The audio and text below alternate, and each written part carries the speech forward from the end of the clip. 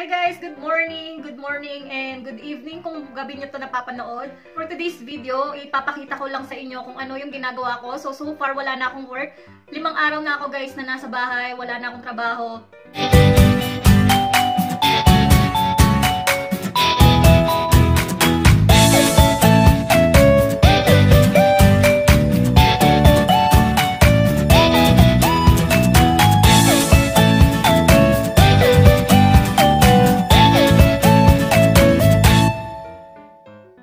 Maiba tayo guys, samahan niyo muna ako na magtupi ng damit. Madami-dami akong tutupin na damit ngayon. So wait lang, balikan ko kayo. You serious?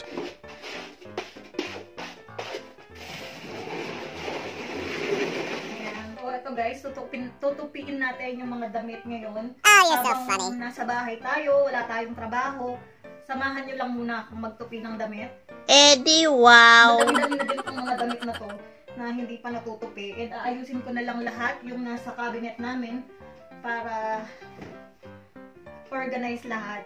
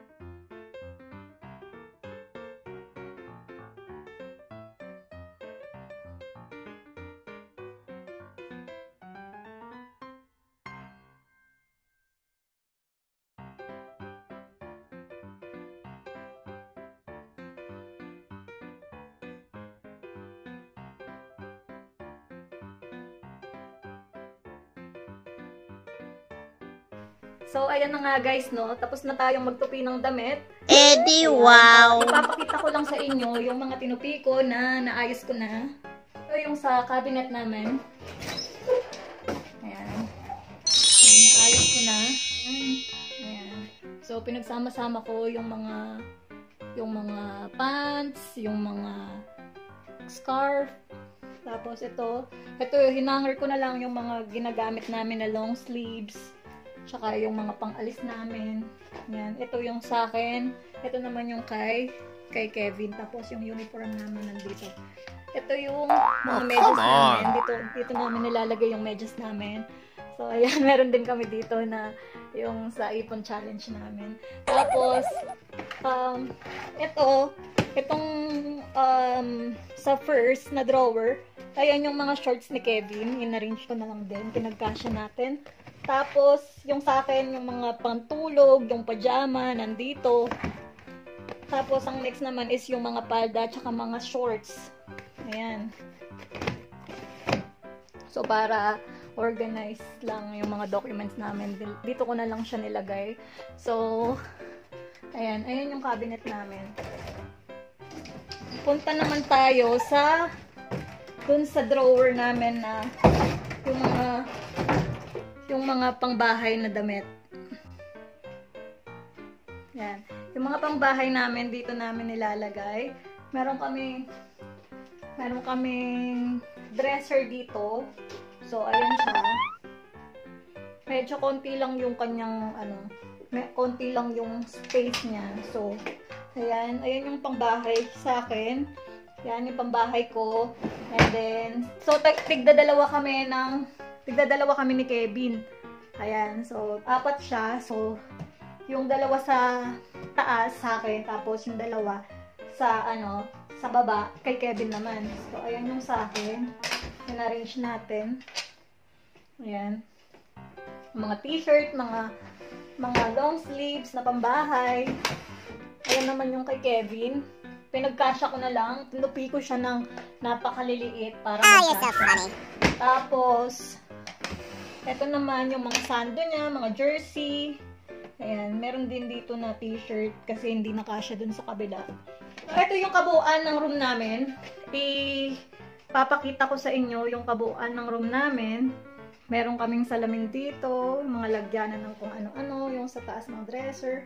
Tapos, dito naman namin nilalagay yung mga dumihan namin. Ayan. So, 1 bedroom unit lang yung apartment namin dito. So, okay na siya kasi kami lang naman dalawa ni Kevin. Ayan. Tapos, ito yung bed namin. Ayan. Tapos, ayan, likot lang tayo.